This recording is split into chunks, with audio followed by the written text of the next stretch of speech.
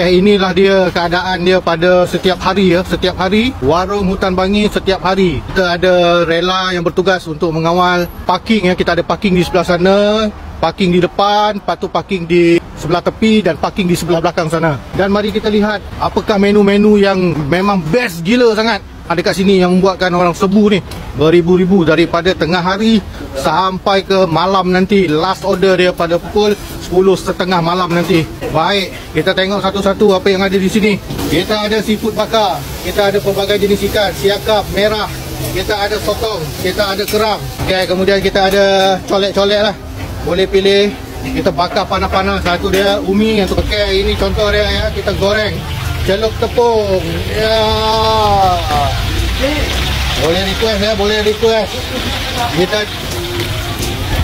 Kita duduk di meja dulu. Kemudian kita ada staff kita yang akan bantu order kan.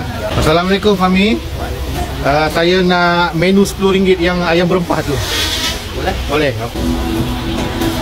Oh, itu apa dia punya? Kerak-kerak rempah dia. Alright. Kita ada timun, ada kacang potong, kita ada sambal dia. Baik. Okey, bawang goreng, kita ada daun sup.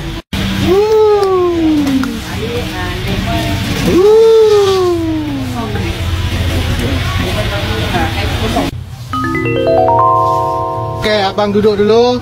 Nanti kita akan datang order. Kita tengok full house. Okey, di belakang pun ada gazebo.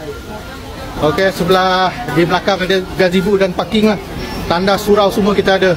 Kita boleh tengok setiap hari full house. Tapi jangan risau, meja cukup. Staff kita ada ramai.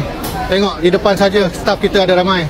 Kita akan adjust mana meja yang masih kosong.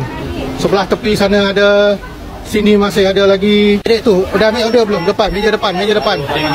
Baru masuk meja depan. Ya bang, silakan. Okey.